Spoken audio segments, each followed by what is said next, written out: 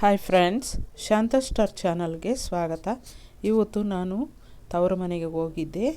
ನಮ್ಮ ಊರಲ್ಲಿ ಟೊಮೆಟೊ, ನಮ್ಮ ಬಾವಿ ಹತ್ರ ಟೊಮೆಟೊ ಹಾಕಿದ್ದಾರೆ, ಟೊಮೆಟೊ ಗಿಡಗಳು. ಆ ಗಿಡಗಳ ಮಧ್ಯೆ ನೋಡಿ ಸೊಪ್ಪು ಬೆಳೆದಿದೆ ಅಂತಂದರೆ ಎಲ್ಲ ಸೊಪ್ಪೆ ಫ್ರೆಂಡ್ಸ್.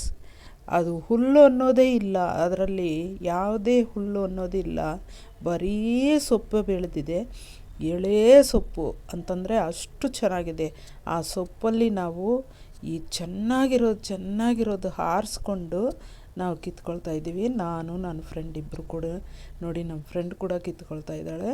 ನಾನು ಒಂದು ಕವರಿಗೆ ಕಿತ್ಕೊಂಡಿದ್ದೀನಿ ನೋಡಿ, ಎಳೆ ಸೊಪ್ಪನ್ನು ಕೀಳ್ತಾ ಇದ್ದೀನಿ. ಅಟ್ಟಿಕೆ ಮಾವಿಡಿ ಸೊಪ್ಪು ಅಂತ ಮತ್ತು ಅವರೆಬೇಳೆ ಸೊಪ್ಪು ಅಂತ. ಅಟ್ಟಿಕೆ ಮಾವಿಡಿ ಸೊಪ್ಪಲ್ಲಿ ಎರಡು ಥರ ಇದೆ, ಮತ್ತು ಅವರೆಬೇಳೆ ಸೊಪ್ಪು ತುಂಬ ಎಳೆದಿದೆ. ಸೊಪ್ಪೆಲ್ಲ ಎಳೆದಿದೆ ನೋಡಿ. ಇದು ಅವರೆಬೇಳೆ ಸೊಪ್ಪು ಅಂತ. ಇದನ್ನು ಬಸ್ಸಾರು ಮಾಡ್ಬೋದು, ಇಲ್ಲ ನಾವು ಮಸೊಪ್ಪು ಸಾರು ಮಾಡ್ಬೋದು, ಇಲ್ಲ ನಾವು ಹರಿದು ಒಗ್ಗರಣೆ ಮಾಡುವಂಥ ಸಾರು ಕೂಡ ಮಾಡ್ಬೋದು. ಈ ಸೊಪ್ಪಲ್ಲಿ ನಾಟಿ ಸ್ಟೈಲ್ ಸಾಂಬಾರು, ನಾಟಿ ಸ್ಟೈಲ್ ಸೊಪ್ಪು ಒಂದು ಸಲ ಟ್ರೈ ಮಾಡಿ ಸಾಂಬಾರು ಮಾಡಿ ತಿನ್ನೋಣ ಬನ್ನಿ ಫ್ರೆಂಡ್ಸ್. ತುಂಬಾ ಚೆನ್ನಾಗಿರುತ್ತೆ. ಎಷ್ಟು ಚೆನ್ನಾಗಿರುತ್ತೆ ಅಂತಂದರೆ ಅಷ್ಟು ಚೆನ್ನಾಗಿರುತ್ತೆ. ಬನ್ನಿ ನೋಡೋಣ ಹಾಗಾದರೆ ಹೇಗೆ ಮಾಡೋದು ಅಂತ. ನೋಡಿ, ಎಲ್ಲ ಕಾಯಿ, ಒಣಮೆಣಸಿನ್ಕಾಯಿ, ಈರುಳ್ಳಿ, ಜೀರಿಗೆ ಎಲ್ಲ ಇಟ್ಕೊಂಡಿದ್ದೀನಿ. ನೋಡಿ, ಸೊಪ್ಪು ಯಾವ ರೀತಿ ಇರುತ್ತೆ ಅಂತ ತೋರಿಸ್ತಾ ಇದ್ದೀನಿ. ಇದು ಬಂದು ಅವರೆಬೇಳೆ ಸೊಪ್ಪು ಅಂತ, ಎಳೆ ಸೊಪ್ಪು ಫ್ರೆಂಡ್ಸ್. ನಾನು ಅರ್ಧ ಮಾತ್ರ ತೆಗೆದುಕೊಂಡಿದ್ದೀನಿ, ಇನ್ನು ಅರ್ಧ ನಾಳೆ ಬಸ್ಸಾರು ಮಾಡ್ತೀನಿ.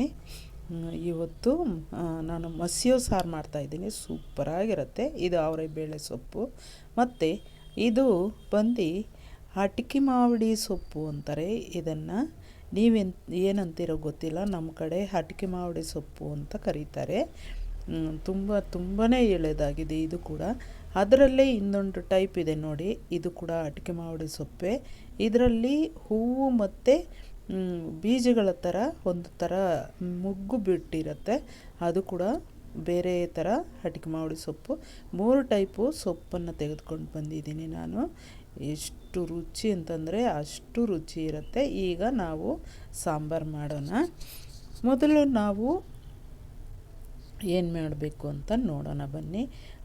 ನೋಡಿ, 1.5 ಗಡ್ಡೆ ಬೆಳ್ಳುಳ್ಳಿನ ಬಿಡಿಸಿಟ್ಕೊಂಡಿದ್ದೀನಿ ನಾನು. ಅಲ್ಲಿ ಕೊತ್ತಂಬರಿ ಸೊಪ್ಪು ಬಂತು ಫ್ರೆಂಡ್ಸ್. ಎಲ್ಲ ವೀಡಿಯೋ ಮಾಡೋ ಮಧ್ಯದಲ್ಲಿ ಕೊತ್ತಂಬರಿ ಸೊಪ್ಪು ಇರಲಿಲ್ಲ, ಖಾಲಿ ಆಗಿತ್ತು. ಓಡೋಗ್ಬಿಟ್ಟು ನಾನು ಕೆಳಗಡೆ ಕೊತ್ತಂಬರಿ ಸೊಪ್ಪು ತೆಗೆದುಕೊಂಡು ಬಂದೆ. 30 ರೂಪಾಯಿ ಕಟ್ಟು. ಅದು ನಾಟಿದೆಲ್ಲ, ಫಾರ್ಮ್ದು, ಆದರೆ ಎಳೆದು ತುಂಬ ಚೆನ್ನಾಗಿದೆ. ಸಾಂಬಾರ್ಗೆ ಹಾಕಿದರೆ ತುಂಬ ಚೆನ್ನಾಗಿರುತ್ತೆ ಅಂತ ತೆಗೆದುಕೊಂಡು ಬಂದೆ. ಈಗ 2 ಟೊಮೆಟೊ, 3 ಟೊಮೆಟೊ, 2 ಬದನೆಕಾಯಿ, ಸ್ವಲ್ಪ ಕೊತ್ತಂಬರಿ ಸೊಪ್ಪು, 2 ಗಡ್ಡೆ ಈರುಳ್ಳಿ, ಅಂದರೆ 2 ಗಡ್ಡೆ ಈರುಳ್ಳಿನಲ್ಲಿ ಸ್ವಲ್ಪ ಅರ್ಧ ಭಾಗ ತೆಗೆದಿದ್ದೀನಿ. 12 ಒಣಮೆಣಸಿನ್ಕಾಯಿ, 1.5 ಗಡ್ಡೆ ಬೆಳ್ಳುಳ್ಳಿ, 1 ಸ್ಪೂನಷ್ಟು ಜೀರಿಗೆ, ಸ್ವಲ್ಪ ಕಾಯಿನ ಕಟ್ ಮಾಡಿ ಇಟ್ಕೊಂಡಿದ್ದೀನಿ. ಈಗ ಒಂದು ಮಿಕ್ಸಿ ಜಾರಿಗೆ ನಾನು ಜೀರಿಗೆನ ಹಾಕ್ತಾಯಿದ್ದೀನಿ. ಜೀರಿಗೆ ಜೊತೆಗೆ ಕಾಯಿನ ಸೇರಿಸ್ತಾ ಇದ್ದೀನಿ, ಹಸಿ ಕೊಬ್ಬರಿ ಅದು, ಮತ್ತು 12 ಒಣಮೆಣಸಿನ್ಕಾಯನ್ನು ಸೇರಿಸ್ತಾ ಇದ್ದೀನಿ. ಎಣ್ಣೆಯಲ್ಲಿ ಫ್ರೈ ಮಾಡಿರುವಂಥದ್ದು. ನಾವು ಎಣ್ಣೆಯಲ್ಲಿ ಫ್ರೈ ಮಾಡಿಟ್ಕೊಂಡಿರ್ತೀವಿ ಇಂಥ ಸಾಂಬಾರುಗಳಿಗೆ. ತರಿಯಾಗಿ ನಾವು ಮಿಕ್ಸ್ ಮಾಡ್ಕೊಳ್ಳೋಣ ಮೊದಲು. ಈಗ ನಾವು ಮಿಕ್ಸ್ ಮಸಾಲೆ ಪುಡಿ, ಇದು ಮಸೊಪ್ಪಿನ ಸಾಂಬಾರು ಪುಡಿ ಅಂತ ನಾನು ಈಗಾಗಲೇ ಶೇರ್ ಮಾಡಿದ್ದೀನಿ ನಮ್ಮ ಯೂಟ್ಯೂಬಲ್ಲಿ ನೋಡಿ, ನಮ್ಮ ಚಾನಲಲ್ಲಿ. 1/4 ಸ್ಪೂನಷ್ಟು ನಾನು ಪುಡಿನ ತೆಗೆದುಕೊಳ್ತಾ ಇದ್ದೀನಿ, ಮಿಕ್ಸ್ ಮಸಾಲೆ ಪುಡಿ. ಮತ್ತು 1.5 ಗಡ್ಡೆ ಬೆಳ್ಳುಳ್ಳಿ ತೆಗೆದುಕೊಳ್ತಾ ಇದ್ದೀನಿ. ಇಷ್ಟನ್ನು ಮಿಕ್ಸ್ ಮಾಡ್ಕೊಂಡಿದ್ದೀನಿ ನೋಡಿ. ನೀವು ಬೇಕಂದರೆ ನಿಮ್ಮ ಮನೆಯಲ್ಲಿರುವಂಥ ಮಿಕ್ಸ್ ಮಸಾಲೆ ಪುಡಿ 2 ಸ್ಪೂನ್ ಉಪಯೋಗಿಸ್ಕೋಬೋದು. ಈಗ 1.5 ಗಡ್ಡೆ ಈರುಳ್ಳಿನ ಲಾಸ್ಟ್ನಲ್ಲಿ ಹಾಕಿ 1 ರೌಂಡು ಮಾತ್ರ ಹಾಕ್ತೀನಿ. ನುಣ್ಣಗೆ ಆಗಬಾರ್ದು, ತರಿಯಾಗಿ 1 ರೌಂಡ್ ಮಾತ್ರ ಹಾಕ್ತೀನಿ ಅಷ್ಟೇ. ಈಗ ಅದನ್ನು ಒಂದು ಪಕ್ಕಕ್ಕೆ ಇಡೋಣ. ಈಗ ನೋಡಿ, 2 ಬದನೆಕಾಯಿನ ಕಟ್ ಮಾಡಿದ್ದೀನಿ, 3 ಟೊಮೆಟೊ ಕಟ್ ಮಾಡಿದ್ದೀನಿ, ಕೊತ್ತಂಬರಿ ಸೊಪ್ಪನ್ನು ಕಟ್ ಮಾಡ್ಕೊಂಡಿರೋದನ್ನು ನಾನು ಕುಕ್ಕರ್ಗೆ ಸೇರಿಸ್ತಾ ಇದ್ದೀನಿ. ಅಷ್ಟೂ ಕುಕ್ಕರ್ಗೆ ಸೇರಿಸ್ತಾ ಇದ್ದೀನಿ. ಟೊಮೆಟೊ ಹಾಕೋದ್ರಿಂದ ಬದನೆಕಾಯಿ ಹಾಕೋದ್ರಿಂದ ತುಂಬಾ ರುಚಿಕರವಾಗಿರುತ್ತೆ ಫ್ರೆಂಡ್ಸ್. ಈ ಸಾಂಬಾರು ನಾಟಿ ಸ್ಟೈಲ್ ಸಾಂಬಾರು, ನಾಟಿ ಸೊಪ್ಪು, ಹಳ್ಳಿಯ ರೈತರ ನಾಟಿ ಸ್ಟೈಲ್ ಸಾಂಬಾರಿದು. ಸೊಪ್ಪನ್ನು ನೀಟಾಗಿ ತೊಳೆದು ಕಟ್ ಮಾಡಿ ಇಟ್ಕೊಂಡಿದ್ದೀನಿ. ಈಗ ತೊಗರಿಬೇಳೆನ ನಾನು ಸೇರಿಸ್ತಾ ಇದ್ದೀನಿ. ನೀವು ಅವರೆಬೇಳೆ ಕೂಡ ಮಿಕ್ಸ್ ಮಾಡ್ಕೋಬೋದು ಬೇಕಂತಂದರೆ, ಅರ್ಧ ತೊಗರಿಬೇಳೆ ಅರ್ಧ ಅವರೆಬೇಳೆ ಕೂಡ ಮಿಕ್ಸ್ ಮಾಡ್ಕೋಬೋದು ಬೇಕಂದರೆ. ನಾನು ಅವರೆಬೇಳೆ ಉಪಯೋಗಿಸಲ್ಲ, ಅದರಿಂದ ತೊಗರಿಬೇಳೆ ಮಾತ್ರ ಉಪಯೋಗಿಸ್ತಾ ಇದ್ದೀನಿ. ಈಗ ಮಸಾಲೆ ನಾವು ಅರ್ದಿದ್ದೆಲ್ಲ ಕೂಡ ಅದರ ಜೊತೆಗೆ ಹಾಕಿದ್ದೀನಿ. ಈ ಚೆಂಬು ನೀರನ್ನು ನಾನು ಸೇರಿಸ್ಬಿಡ್ತಾಯಿದ್ದೀನಿ. ಈಗ ಪೂರ್ತಿ ಅದರ ಜೊತೆಗೆ ನಾನು ಸೇರಿಸ್ಬಿಡ್ತೀನಿ. ಒಂದು ಚೆಂಬು ನೀರನ್ನು ಜಾರನ್ನು ತೊಳೆದು ಎಲ್ಲ ಅದರ ಜೊತೆಗೆ ಸೇರಿಸ್ಬಿಡ್ತಾಯಿದ್ದೀನಿ. ಮತ್ತು ಅರ್ಧ ಚೆಂಬು ನೀರನ್ನು ಸೇರಿಸ್ತಾಯಿದ್ದೀನಿ. ಅಲ್ಲಿಗೆ 1.5 ಚೆಂಬು ನೀರು ಆಯಿತು. ಈಗ ನಾವು ಸ್ಟವ್ ಮೇಲೆ ಇಟ್ಟು ಸ್ವಲ್ಪ ಎಲ್ಲ ನೀಟಾಗಿ ಕಲಸಿಡೋಣ. ನೀರು ನಾವು ಅದರ ಮೇಲೆ ಕೂಡ ತೋಯಬಾರ್ದು, ಅಷ್ಟು ಕಡಿಮೆ ನೀರು ಹಾಕಬೇಕಾಗತ್ತೆ. ತುಂಬ ಚೆನ್ನಾಗಿರ್ಬೇಕಂದ್ರೆ ಸಾಂಬಾರು. ಈಗ ಕಲ್ಲುಪ್ಪನ್ನು ಎಷ್ಟು ರುಚಿಗೆ ಬೇಕೋ ಅಷ್ಟನ್ನು ನಾನು ಸೇರಿಸ್ತಾ ಇದ್ದೀನಿ. ಈಗ ಎಲ್ಲ ನೀಟಾಗಿ ಮಿಕ್ಸ್ ಮಾಡೋಣ.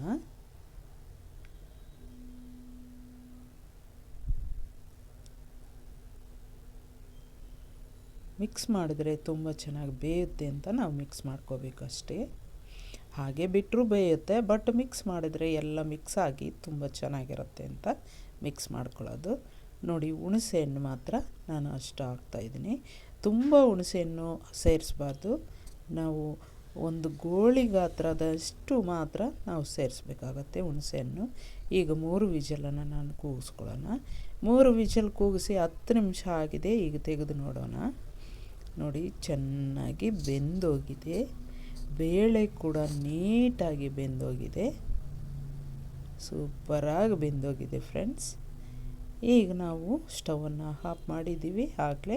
ಈಗ ನೀರನ್ನು ನಾವು ಸೈಡ್ಗೆ ಒಂದು ಪಾತ್ರೆಗೆ ತೆಗೆದುಕೊಂಡ್ಬಿಡೋಣ. ಅದರಲ್ಲಿರುವಂಥ ಮಸಾಲೆ ನೀರು.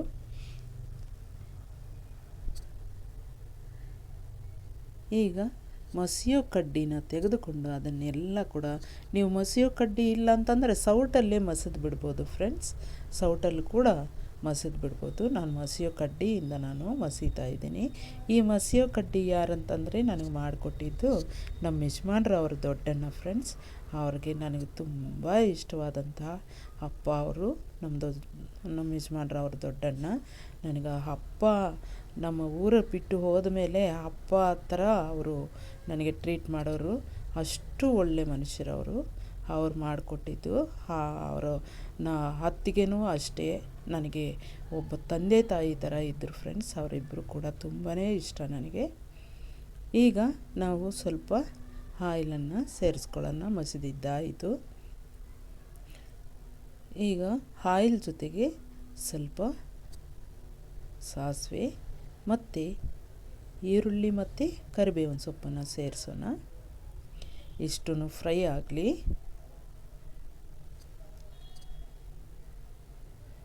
ಚೆನ್ನಾಗಿ ಫ್ರೈ ಆಗಬೇಕು. ಈ ಸಾಂಬಾರು ಒಂದು ಸಲ ನೀವು ಮಾಡಿ ತಿಂದು ನೋಡಿದ್ದೀರ ಅಂದರೆ ನಿಜವಾಗ್ಲೂ ಆ ಸಾಂಬಾರು ಬರೀ ಸಾಂಬಾರೇ ಕುಡಿಬೇಕು ಅನಿಸುತ್ತೆ ಫ್ರೆಂಡ್ಸ್. ರೈಸ್ಗಿಂತ ಸಾಂಬಾರೇ ಹೆಚ್ಚಾಗಿ ತಿಂದುಬಿಡ್ತೀರ ನಿಜವಾಗ್ಲೂ, ಅಷ್ಟು ರುಚಿ ಇರುತ್ತೆ. ಹಳ್ಳಿಯಲ್ಲಿ ಅದಕ್ಕೆ ಅಲ್ವೇ ಅಷ್ಟು ಗಟ್ಟಿಮುಟ್ಟಾಗಿರೋದು. ಇಂಥ ನ್ಯಾಚುರಲ್ಲು ಸೊಪ್ಪುನೆಲ್ಲ ತಿಂದು ನ್ಯಾಚುರಲಾಗಿ ಮಾಡ್ಕೊಂಡು ತಿಂದು ಅವರು ಗಟ್ಟಿಮುಟ್ಟಾಗಿರ್ತಾರೆ.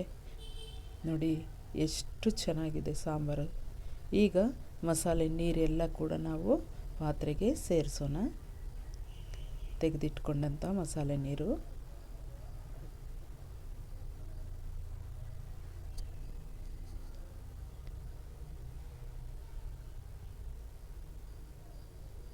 ಈ ಕುಕ್ಕರಲ್ಲಿರುವಂತಹ ಸಾಂಬಾರನ್ನೆಲ್ಲ ತೆಗೆದು ನಾವು ಪಾತ್ರೆಗೆ ಸೇರಿಸೋಣ.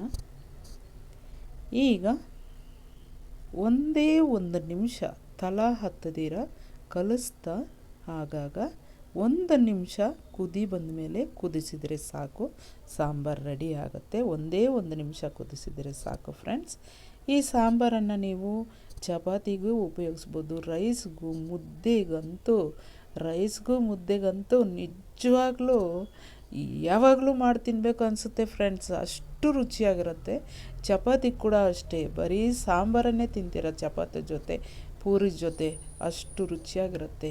ಇಂಥ ಸಾಂಬಾರನ್ನು ತಿನ್ನಬೇಕು ಫ್ರೆಂಡ್ಸ್, ತಿಂದರೆ ನಿಜವಾಗ್ಲೂ ಹಳ್ಳಿ ಸ್ಟೈಲ್ ರೈತರು ಮಾಡುವಂತಹ ಸಾಂಬಾರು.